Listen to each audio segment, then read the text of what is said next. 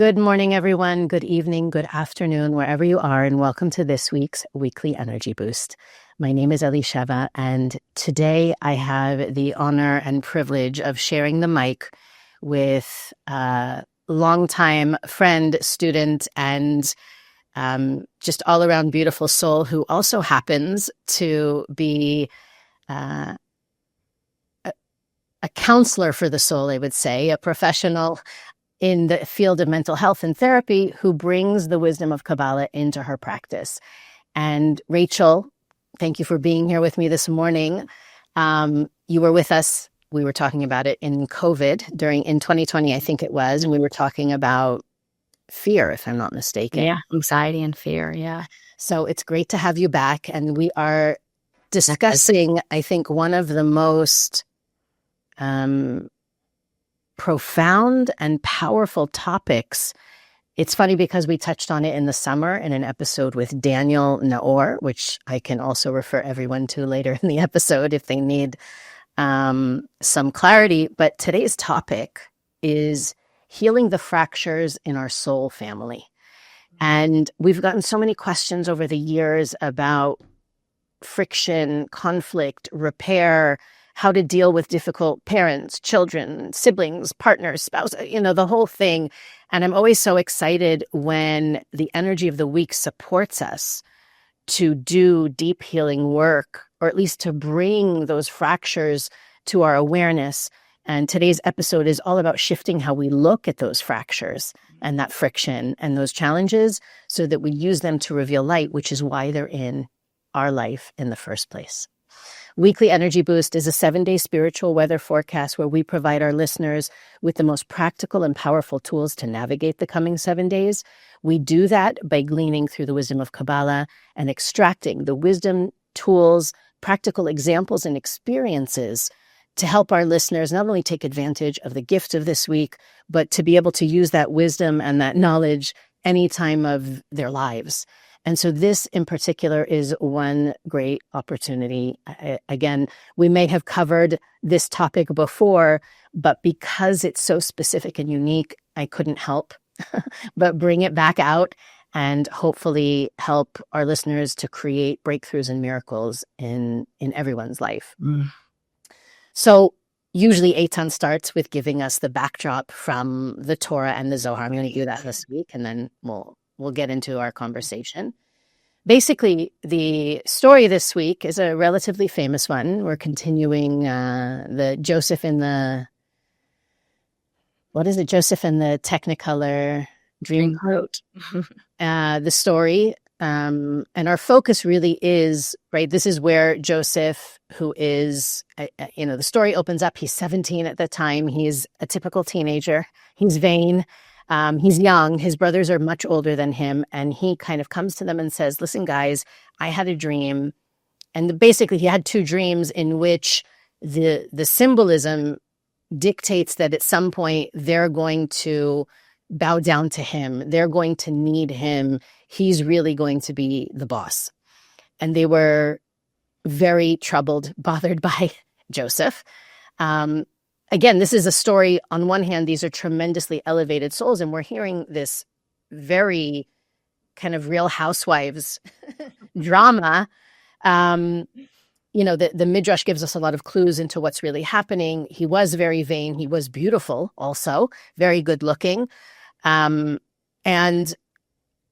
we know from the teachings of the Zohar and Kabbalah that Joseph represents he is the chariot. He's the Merkavah for Yesod. Yesod is a keyword for the energy of being a channel.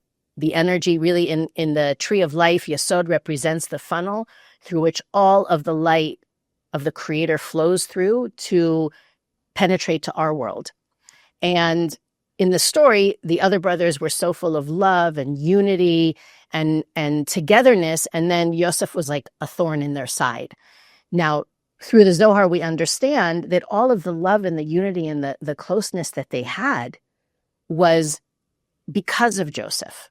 They didn't know that at the time.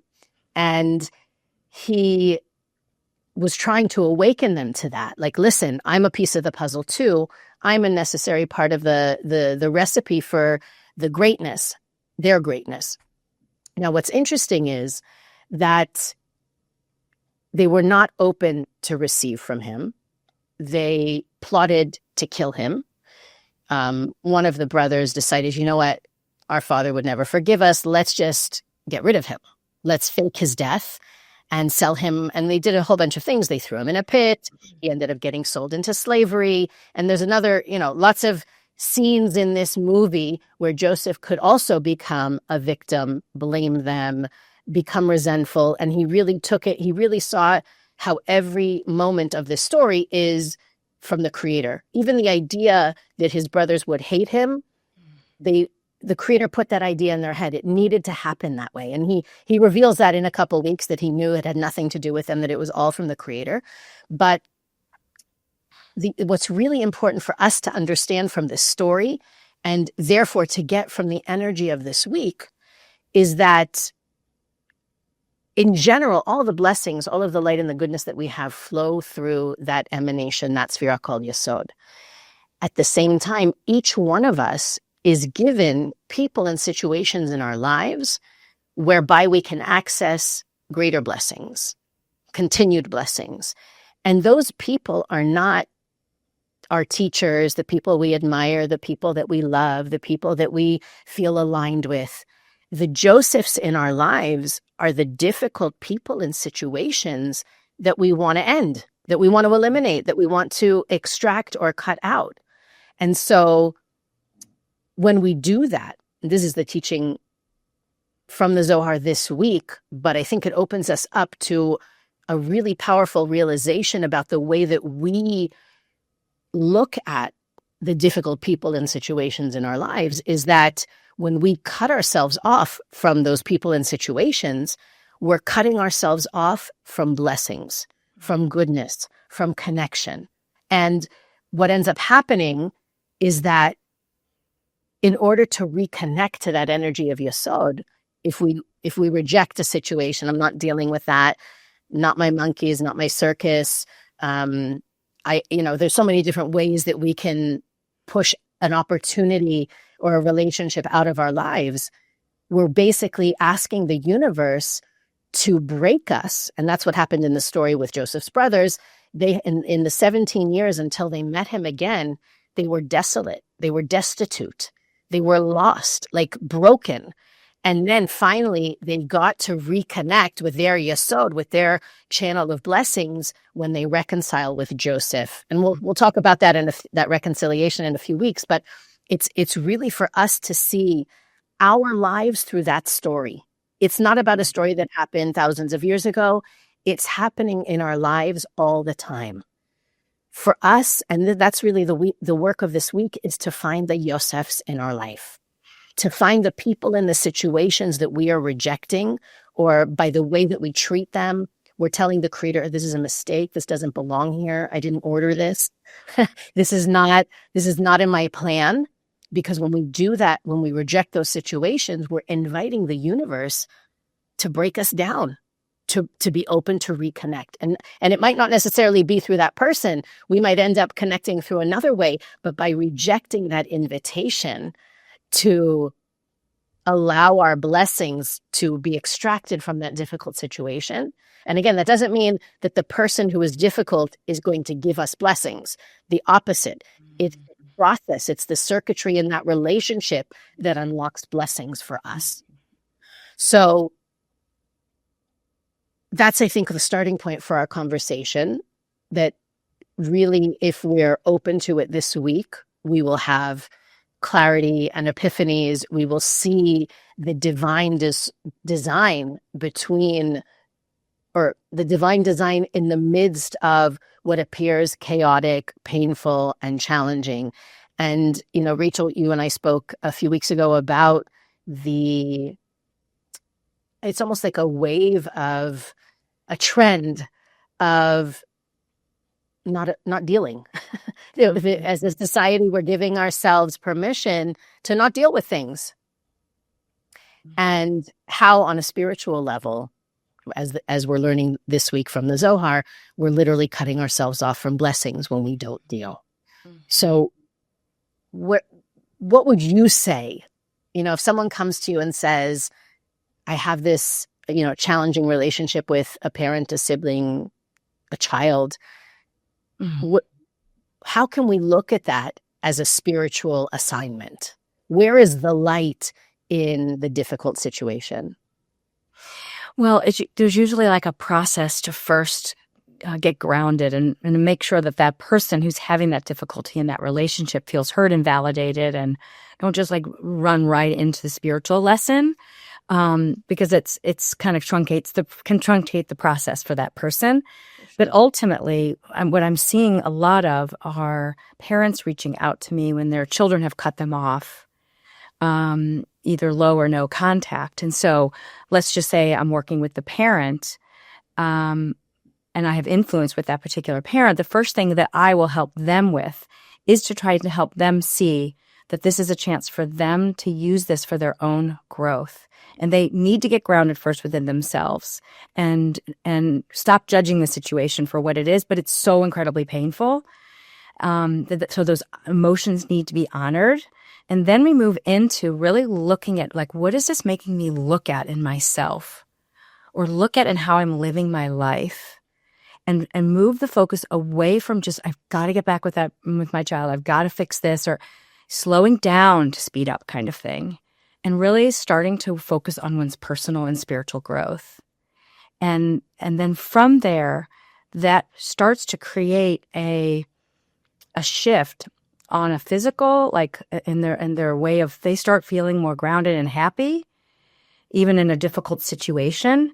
But they also start to see things happen that are really miraculous. Things start to open and shift. And it's engaging in a process. It's not something that is quick when you're having these difficult relationships.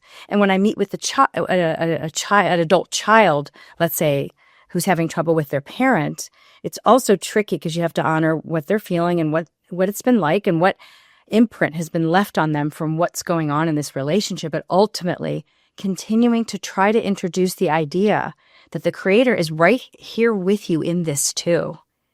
And this is exactly where you need to be for something that's going to help you reveal your unique potential, your unique healing, your unique gift to the world, and starting to plant those seeds of, like, what is this bringing to your attention for yourself and your lineage, really, your whole soul family, to be transforming. What patterns have you noticed in working with individuals, whether they're the rejector or the rejectee, that seem to be behind the conflict or the blockage? I think it's a co-created dynamic. I think things are changing in society that are in some ways empowering young adults to decide how they want intimacy to look in their lives and how they want the culture of their family to look. And so there's more pushback, and I think that's healthy in certain ways. And I think there's also a misunderstanding about how important those connections are on some level, even if they're difficult. I think that's why I'm so happy to be talking about this from a spiritual perspective. Yeah. But I think some of the things that the adult children are reporting that are themes that makes them want to pull away are feeling criticized, too many opinions for how they should be living their life. And those are taken as, opinions are taken as criticism. So that kind of over-involvement is one of the biggest ones. And, it ranges from if not accepting the path that they're taking and giving them space, or they may be introducing somebody new into the family that the parents don't approve of, and that becomes a big conflict. So those are just a couple. It could be political issues or different views, spiritual path differences. But I would say the predominant one, and there are also some sibling jealousy which is relevant for this portion, too, are in some ways it can be viewed as that, where let's say there's a wedding and one sibling has an issue with their brother and doesn't want them in the wedding. And then the parent steps in and says, you can't do that. You have to have that person in the wedding. Well, then they feel like, oh, well, just like my whole childhood, you favored him anyway. and you've never protected me from his behavior. And then you've got this new fiance or engaged person who's getting married that's seeing your family from a different perspective. It's like, no, that's not right. So that's where the stepping in and over-involvement can interact also with some childhood issues that has never really been addressed for that person, that can bubble to the surface with things like weddings or having children, or lots of those big milestones.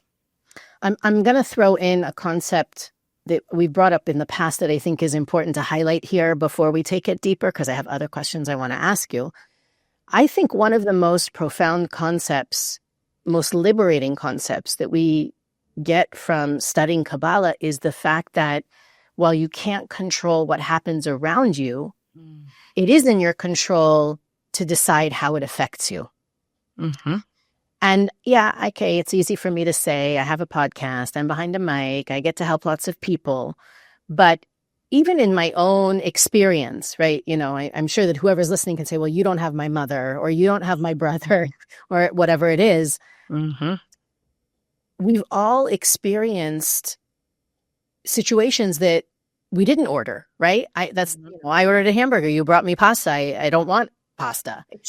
Right? I want a harmonious relationship. I want someone who's going to agree with me. I want to feel totally loved and accepted.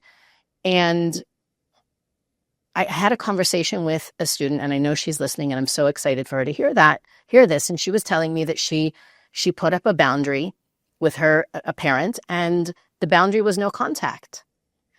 And we were talking about how there may be a physical boundary, but internally, there is no boundary still. Yes. That there is a degree of influence that he still has over her, even though she's not allowing him to be physically in her life. Mm. And we were talking about how now a similar dynamic is appearing in another relationship, which is really what the Zohar is telling us, that if you push away the opportunity that the universe is giving you, that opportunity will come at you again from somewhere else. So, one, while you can't control the people and situations in your life, you can control how they affect you. That doesn't mean you pretend nothing bothers you or that you suppress your feelings. You can feel how you feel and decide how it changes you or doesn't, how it makes you, how you make decisions because of it or despite it. That's up to you. The second thing that you said that I think is really phenomenal, and also bearing in mind, we talk about this probably once a quarter, right? Our soul chooses our families. Mm-hmm. We decide these are the best parents for my soul's process, not for my comfort, not for my ease and for my, peace of mind. These are the people who are going to help me reach my highest potential. And a diamond doesn't, grow on a fruit tree. It comes from pressure. The carbon is highly pressurized and becomes a diamond. A snowflake becomes a snowflake in extreme cold, not on the tropical beach. So I know that you have a lot of experience in helping people shift their perspectives and their relationship with their relationships. Mm-hmm. How can we help our listeners pivot the way that they look at those challenging, almost impossible relationships? So it's the first step always is trying to help kind of calm and slow down and be with what's happening and embrace what's happening. And I think that again, it's important for people to be validated for how hard it is for them, but through the process of really leaning into and trusting that whatever it's bringing up in you in this relationship is your fitness course for becoming who you're capable of becoming. So when you were saying you decide how you can respond, but it's also who you want to become through it. And I just know in my own life, I've had a challenging relationship with my oldest brother. I don't think he'll listen to this, but if he does, I'm not going to say anything disparaging about him. I love him dearly. But I just know that every single stair step of my life of trying to go to the next level has often been accompanied, if it's not him, it's somebody like him, that is showing me where I either don't believe in myself or where I am handing over, assigning something that he's supposed to be for me or someone else is supposed to be for me, that is really something that is selfish for me. It's something that I am assigning somebody else that isn't what they agreed to. And I've had a belief system that this is what I need and they're bad for not providing that. And so it's emancipated me at every stage to see. I know what it's taught me, for example, is to see people as a human being, not as just a tool for what I want them to be for me. And so I think that what I like to ask people is for them to, when the time is right, timing is such nuance because but when the time is right, to ask them, what is it that they have already noticed that have been the gifts or the blessings in this challenge? And what are the themes that you notice keep coming up with this particular family member, but not only with that family member, but that you know are yours? And then it helps to shift the focus from the external to the internal, from the horizontal to the vertical, of like, it's between myself and my soul. And that's when it becomes so empowering. It's not easy to do, especially when something is triggered and you just had an incident and you feel, like traumatized over it. But ultimately, the more you can shift your perspective and see that this is really happening, for me, from the Kabbalah one basic idea versus to me, and really getting support around you for helping to see how that this is part of a loving part of your journey and not a punishment and not something to reject. Yeah, I think you hit the nail on the head. I think a lot of the suffering that we go through with our difficult relationships is because we're in our minds thinking about how it should be or what shouldn't be, which automatically means we're not in the moment, in the experience, where we become the narrator or the judge and the jury. And I had a personal aha moment when I realized that as I'm in my head thinking what should be or shouldn't be, what they should have done or shouldn't have done, what they should have said or shouldn't have said, how I should be treated or shouldn't be treated, I'm the one in a state of disconnect. Like I'm punishing myself with those thoughts. So when you brought up that you use the phrase like it's the vertical, right? It's an opportunity for me to deepen my connection to my soul and the source of the light itself. You realize, what am I doing? Like, sometimes it's very hard. I will admit, especially if in the situation where you're the parent and you feel your child should or shouldn't fill in the blank, you could easily lose sleep, right? Be super stressed, unregulated about what they're doing or not doing or what path they're on or not on. It really helps to isolate that thought that is bringing the unrest and the fear and the stress, and recognizing, meaning it's not healthy for me. It's not helping the other person for sure, but what is the collateral damage on my well-being, my mental state, my happiness when I stay stuck in what should or shouldn't? And for me, that was a big aha moment. Like you were saying, you take the focus off the other person and bring it to yourself. But sometimes it's not, like we're talking about, I think, something that can be very, if it's not relatable, it's not relatable. We do this in smaller ways and forms all the time, right? Yesod is not only, or your personal Yosef is not only a difficult family member, it can also be people that we can't accept, situations that we don't accept, things in our lives that we don't want to embrace, or if we see a situation or a person that's lacking or at fault, the universe is encouraging us this week to open ourselves to receive from those people in those situations. It's easy to receive from someone you love and admire and respect. We also want to receive, right? That's I think that the high level challenge that we create for ourselves is to the degree that we blame people for our unhappiness, our distress, our whatever we assign blame to that degree we cut ourselves off from the Creator, because we're saying, this is a mistake. This is not supposed to be here. I don't accept this. I reject it. And it's so funny to even think, right? How much needs to take place in order to orchestrate a family or a work situation, or, it's like the greatest production, the greatest Hollywood production in the world is each one of our lives. And we stand there and we say, this is wrong. This is a mistake. I don't accept it. What we're really doing is we're saying the creator is wrong. The creator made a mistake. I don't accept it.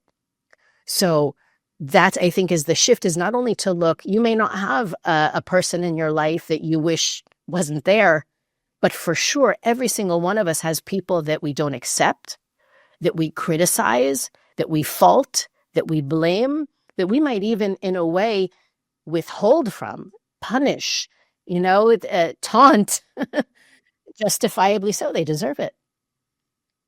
And I'm going to bring in something totally separate, and I want to stop talking.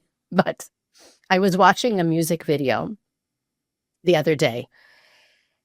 Children's, by the way. I won't even say it was a children's music video. And the amount of comments, dehumanizing, criticizing. I mean, I was like, God, I hope this performer does not read the comments. This is horrible. They set out to put out this beautiful, uplifting, it was just such a pleasure to listen to and to watch. And people, strangers, just cutting them down for what? And I had a thought of how it's connected, because it's basically saying there's no light here. There's no light in you. The light overlooked you, missed you, forgot you. And in any way, shape, or form that we have that perception, this is the week to dismantle that. How can we help our listeners? Maybe they are aware that they have a Joseph in their lives, that they could be shifting. Sorry? Most people do have one. I would say everyone does. Mm-hmm. Some are more intense than others. Mm-hmm. Some are more dramatic than others. Mm-hmm. What are some steps we can take just energetically to shift, to move toward an embrace and an acceptance versus a rejection and a cutting mm-hmm. out? The first one is always to move the focus away from the power you give to that person and bring your energy back into yourself, whatever helps you do that. It can be making sure you're doing all the things that make you feel grounded and inspired, or I use a visual. I'm very visual, so I literally visualize moving into a space in my home where I know I can be myself and I feel fully me. And then I can hear myself versus being like ruminating and spinning out on somebody else. And then secondly, I think it's really important to, even if you're having a hard time imagining that this could be for your benefit, to really put in the effort and lean into, especially making sure you're studying wisdom that reminds you of this, because it will fly away in these moments. And really bring yourself to trusting and deepening into how this is here to help me grow and become more of who I can become. It could be that you're here to become more unconditionally loving, or learn to trust yourself more. I know for me, my work is always to become more emotionally independent and not care so much about what others think of me, and really follow my calling and listen to my truth and share from my soul, not related to what anybody's going to think or say. It is an addiction. It is so hard to break. So that's usually my go-to when I'm having some problems in a relationship. It's like, it helps me build that muscle of turning within and turning to the creator, and just keep, looking for your lesson. And I do find that, that I would just encourage people of any age, because a lot of times parents, I notice, aren't realizing how much they're still are being awakened and invited to learn and grow as parents of adult children.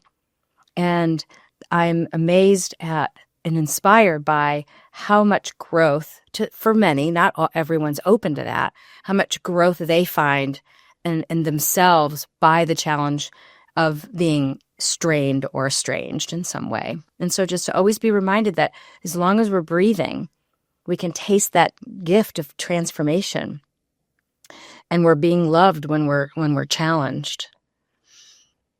I would love if we could spend the final minutes of our conversation talking to those people who might be on the receiving end of the rejection.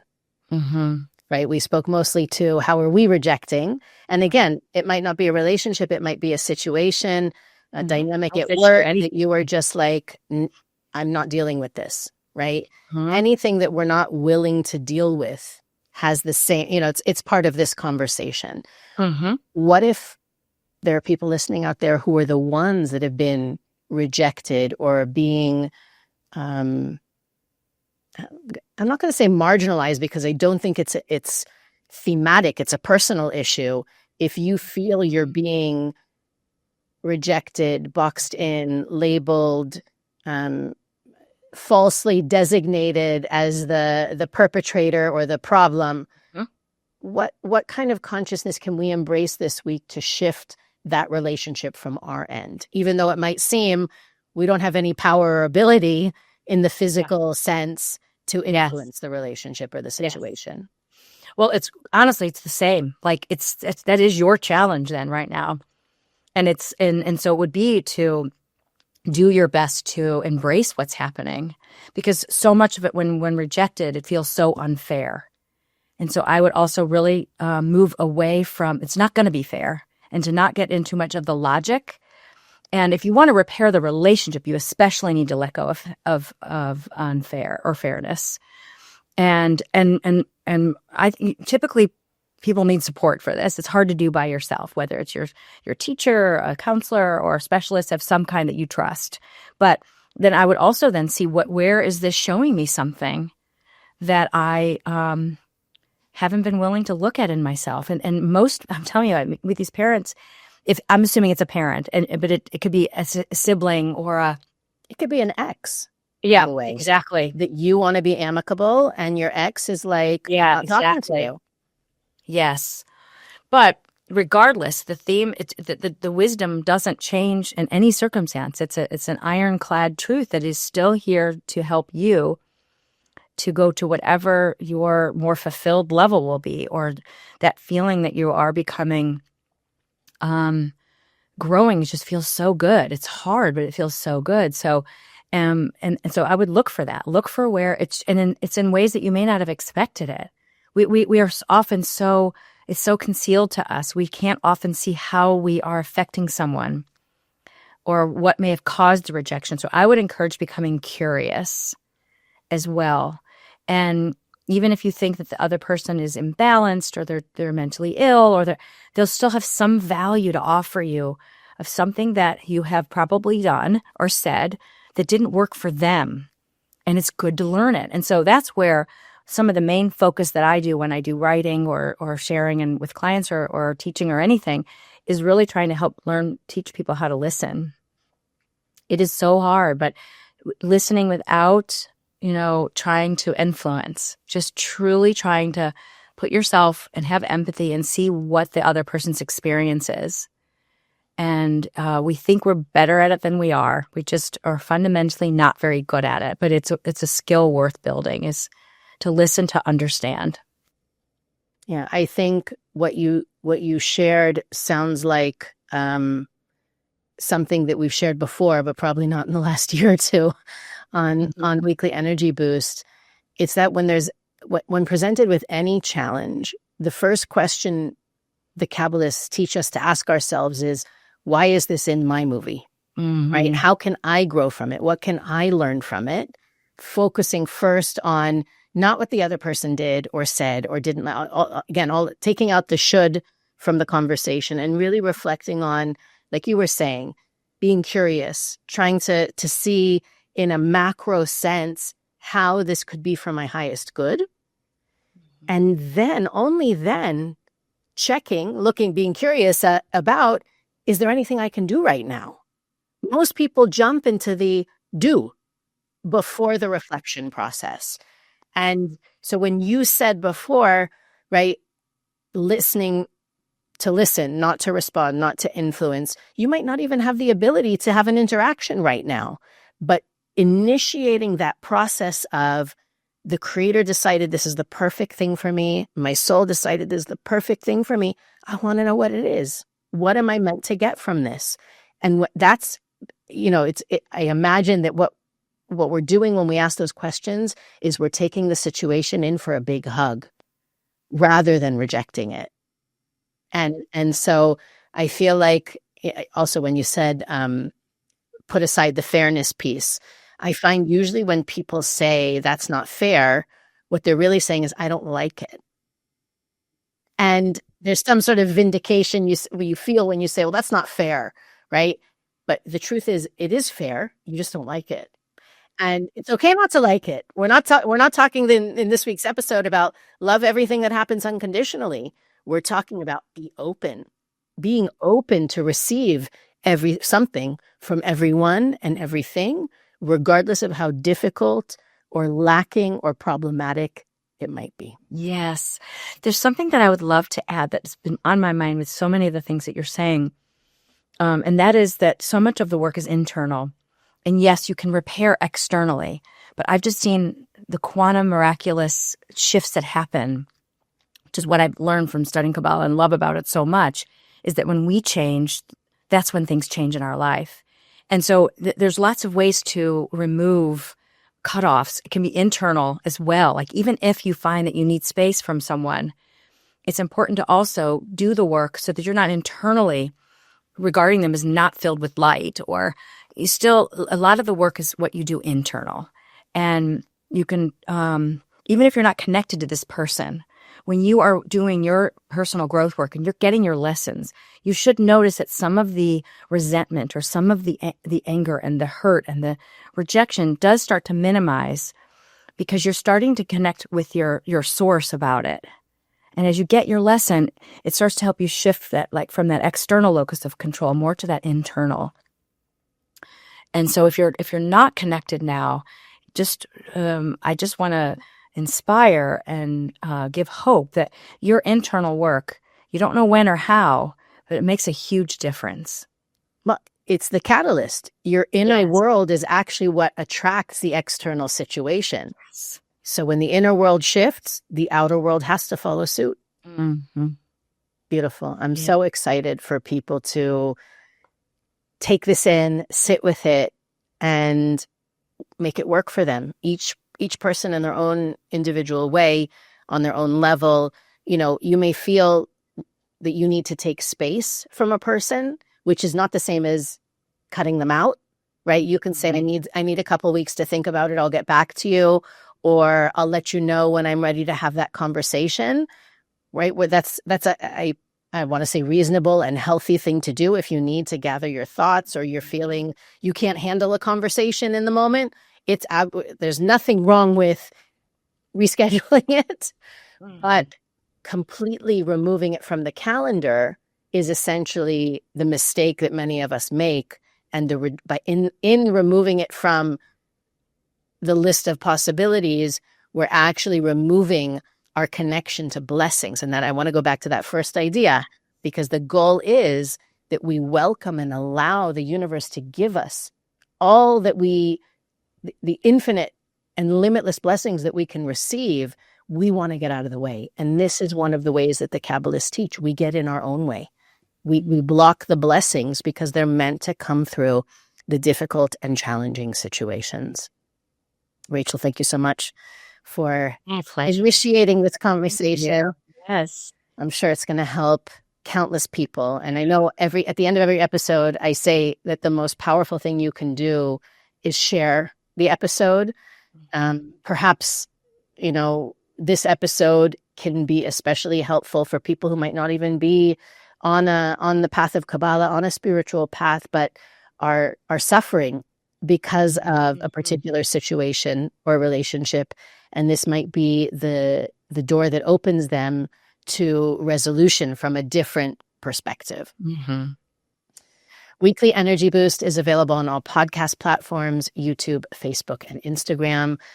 You can follow us on those platforms to receive more content to support you in living what we share in every episode. You can also go to our website, weeklyenergyboost.com, where you can learn more about the things we think are important for our listeners to know about. Search through our archives, send us a message, and click the donate button to help make Weekly Energy Boost possible. Rachel, again, these last 40 minutes were priceless, and I'm so excited for the world to connect with you and your wisdom and your insight. And I hope we can do it again. And we'll see you next week on the Weekly Energy Boost.